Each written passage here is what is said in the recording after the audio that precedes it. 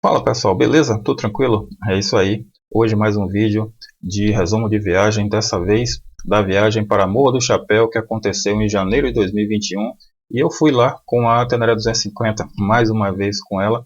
E se você está chegando agora no canal, seja muito bem-vindo, eu sou Barbosa, falo aqui de Salvador, na Bahia.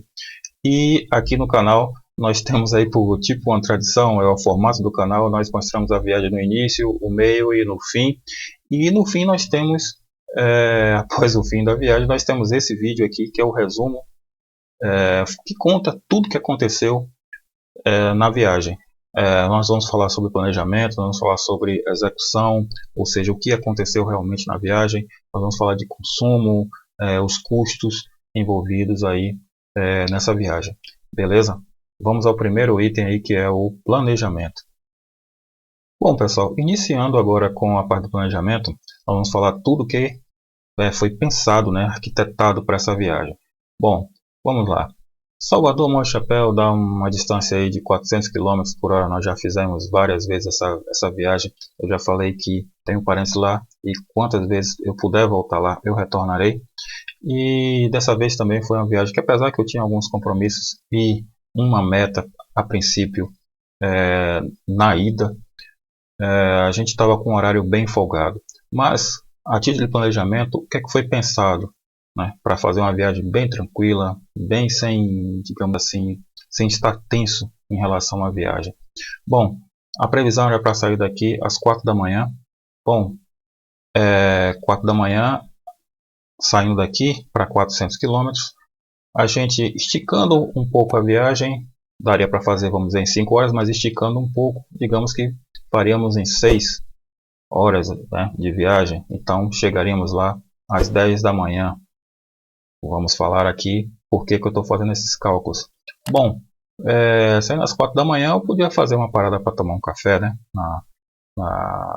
principalmente em Pirá, que é 200 quilômetros, metade da viagem, que seria o que?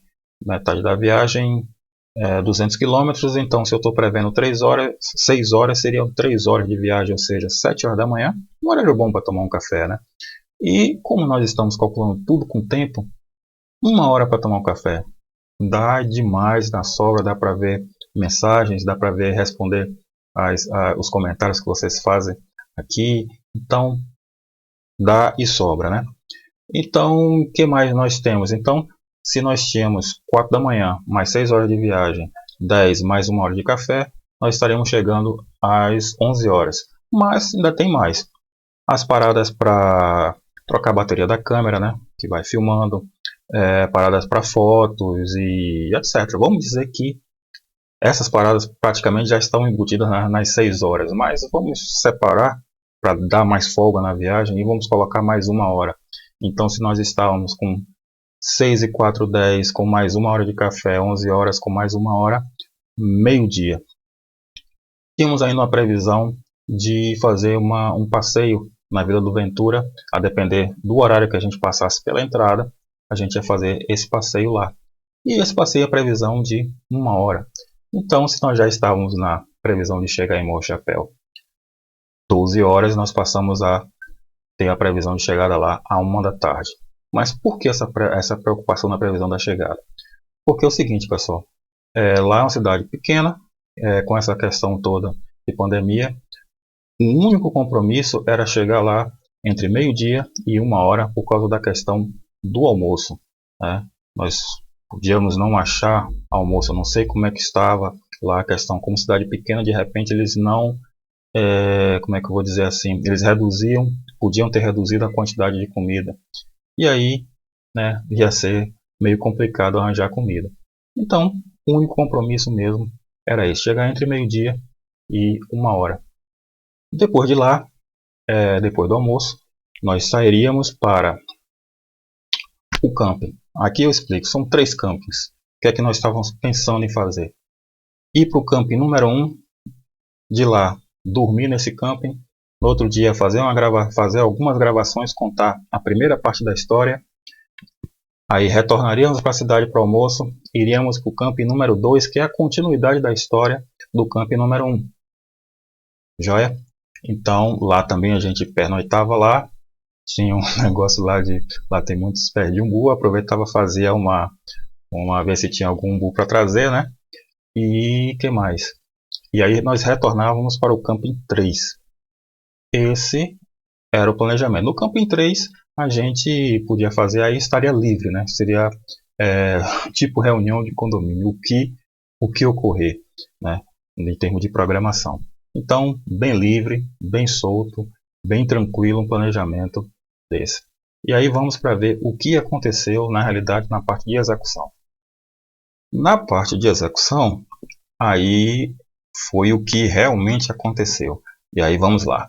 Bom, estava prevista a saída para as 4 da manhã, mas devido à chuva que estava caindo aqui, nós atrasamos até um dia, era para ir no dia anterior, mas acordei 3 horas da manhã, né, para poder sair às 4, mas estava chovendo muito, acordei 5, 6, né, horas da manhã para poder ver se dava para sair, mas muita chuva, acabei é, cancelando, né, para esse dia, deixei para o outro dia, acordei 3 da manhã de novo, também estava com chuva, mas mesmo assim eu fui arrumar a moto, arrumei a moto, deixei ela pronta, 4 da manhã estava pronto, mas o dia foi clareando, eu fui vendo que a chuva ia passar, dei um tempo, 5 e meia da manhã deu para sair, ok. Teoricamente pelo planejamento nós estaríamos atrasados 1 hora e meia, mas show de bola, vamos embora.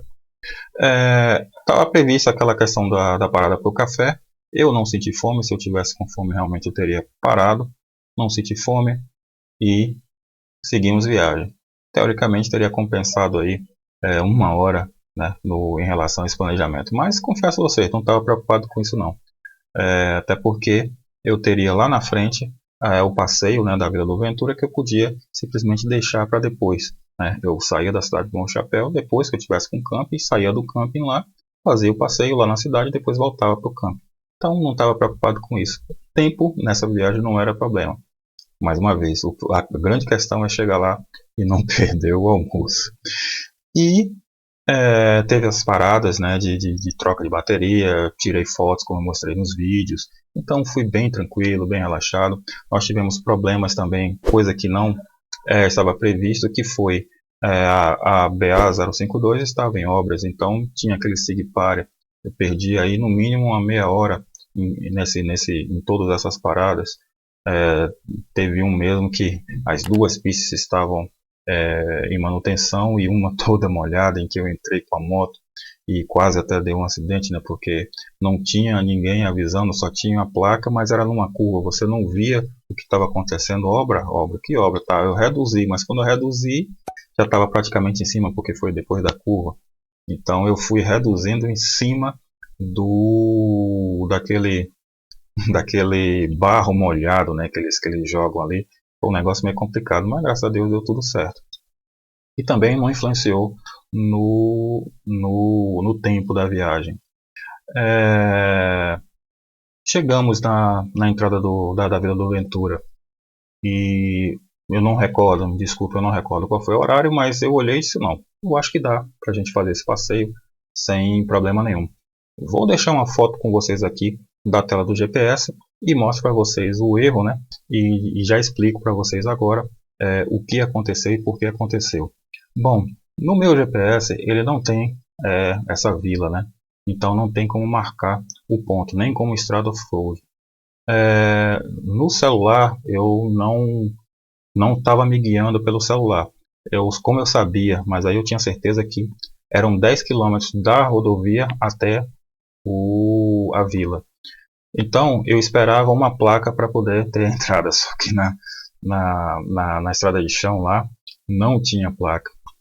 Mas qualquer coisa eu estava de olho no odômetro lá.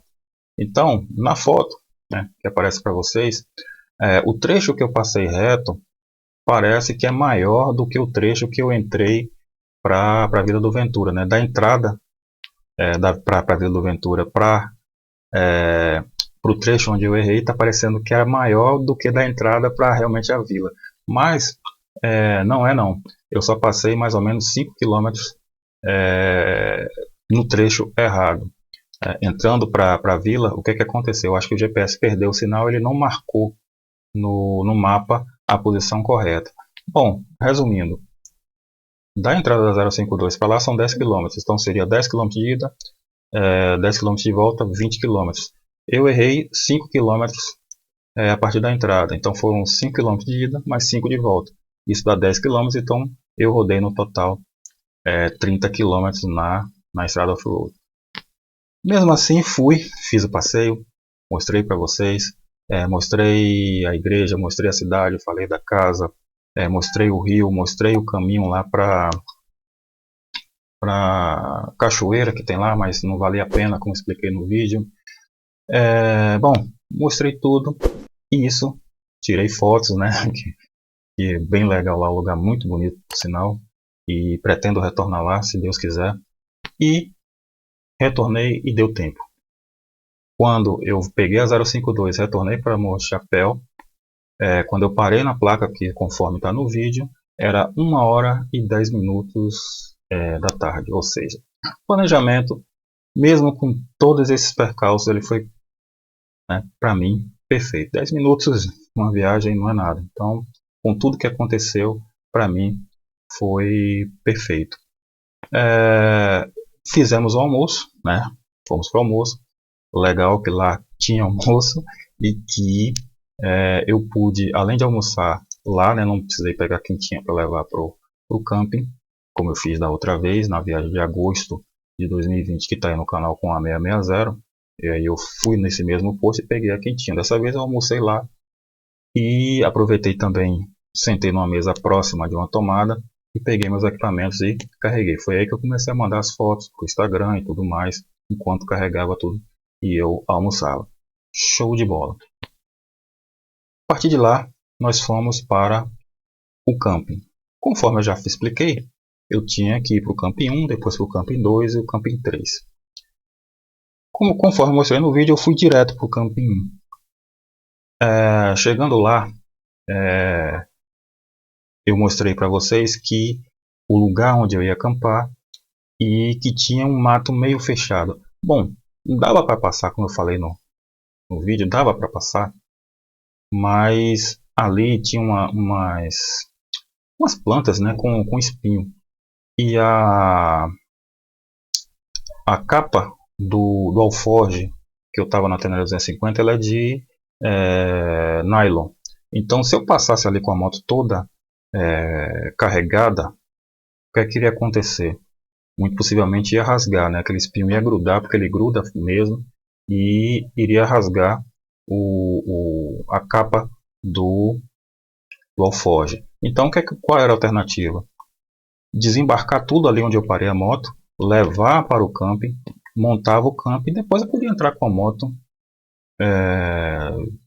sem os alforjes, né? Que não ia dar problema nenhum. No máximo esses espinhos iam grudar na minha calça, mas daria para passar tranquilo. Podia empurrar com os pés e tal, com a mão e tal, e podia passar.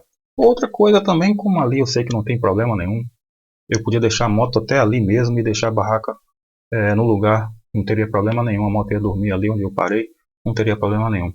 Mas vocês vão saber lá na frente que eu tomei a decisão de não acampar ali.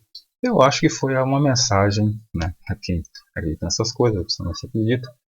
E uma mensagem divina dizendo: olha, não fique aí não. Vá para o camping 3 e depois você resolve isso. E foi minha decisão. Ir para o camping 3 e armar a barraca lá. E no outro dia de manhã pegar um facão e ir lá, cortar o mato e tal, e entrava lá.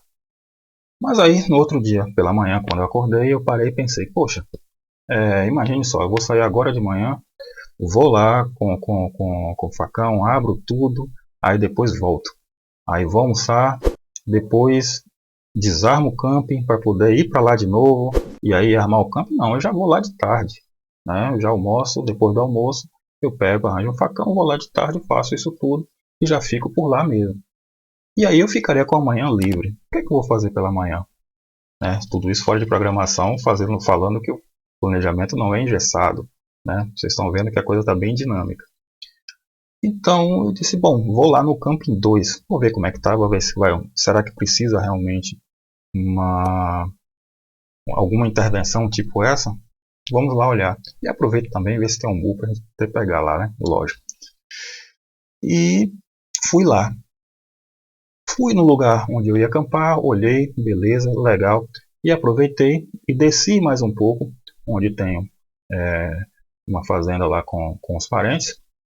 Também tinha uma espécie de umbu, fui lá, né? Mostrei nas fotos que eu tive lá. Mas estava tudo verde, infelizmente. E o que acontece? Né, um bate-papo rápido, o pessoal me contou uma coisa que aí me fez cancelar os dois campings, tanto dois quanto um. Que foi o seguinte: houve recentemente, perto de um dia ou dois daquele que eu estava lá, um ataque de onça. Você ouviu bem, onça, naquela região tem onça. Um ataque de onça à criação de cabras, né, do pessoal lá. E aí, mas de onde surgiu isso? Aí eu vou, já que não tinha histórico, né, há muito tempo eu não ouço nenhum histórico de um evento tipo esse. Bom, vou passar o peixe conforme foi me vendido.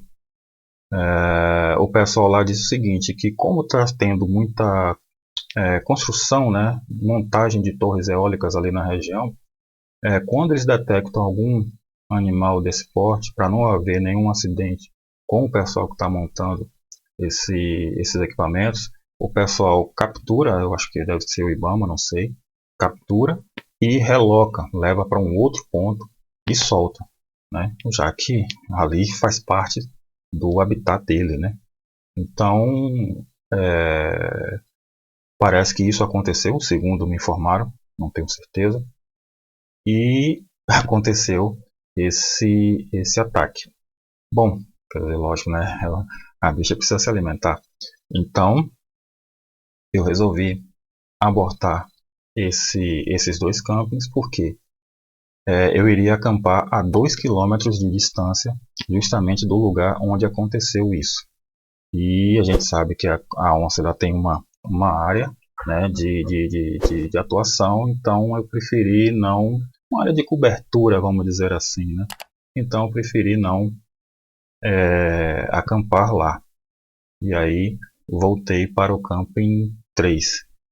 Aí aquela questão que eu falei anteriormente, né, para quem acredita, eu acho que as decisões que eu tomei, né, acho que veio alguma força externa, né, para orientar, né, as minhas decisões, porque eu poderia ter forçado a barra nesse camping 1, ter acampado lá, né, não, vou acampar aqui, deixar a moto lá de fora, vou acampar aqui, e no outro dia eu ia almoçar, seguir, né, se eu fosse Caxias, tenho que seguir o planejamento à risca. Então, ir lá para o camping 1, depois partir para o camping 2, mas se eu fizesse isso, eu não iria conversar com o pessoal, eu já iria direto para o lugar onde ia acampar no camping 2, né? Ia chegar à tarde, já perto do horário, ia armar a barraca, ia ficar lá e não sei o que, é que poderia acontecer, né? E só depois, quem sabe, eu podia conversar com o pessoal no outro dia, de manhã, depois que eu fosse pegar o umbu, tentar pegar o tal do umbu, eu podia ter conversado com o pessoal. Mas pela programação eu não iria conversar com o pessoal a 2 quilômetros próximo, eu já iria direto e montar o meu acampamento. Não se sabe o que é que aconteceu, mas imagine. A decisão de eu não ter acampado no primeiro camping, a decisão de não ter ido fazer a limpeza e ter ido visitar o segundo camping, foi, né, eu acredito que veio alguma coisa que me encaminhou para isso, para eu poder saber dessa história, desse ataque de onça. Digo que não foi erro de planejamento, porque dias antes de fazer a viagem eu perguntei até, e aí não está tendo nenhum evento, alguma coisa de onça? Não, não, por aqui ninguém informou que tinha havido coisa nenhuma. Foi uma coisa muito recente, né? Muito possivelmente nesse tempo que eu estava tentando viajar, as coisas estavam acontecendo. Beleza? Agora vamos para outros itens aqui da viagem. Complementando aqui esse item de execução, já que nós abortamos os dois campos, o camping 1 e o 2, nós resolvemos ficar mesmo, né, no 3, no camping 3, e de lá, já com a programação quebrada, né, por causa desse evento, então o que foi possível fazer, alguns passeios, como eu estava querendo fazer já há algum tempo, e eu mostrei para vocês, né, de forma resumida, para não tomar muito, não esticar muito os vídeos, e mostrei para vocês de forma resumida alguns passeios que eu fiz, alguns lugares que eu voltei, tipo a cachoeira, a vinícola, e pois é, até a próprio essa ida ao Camping 2 virou, na verdade, um passeio, né? A tentativa de pegar o tal do umbu, que não deu certo, né? Porque estava muito verde, muito azedo ainda. Pois é, mas vamos continuar aqui falando do consumo. Vamos agora para as últimas partes aqui desse vídeo, para não estender muito. Consumo.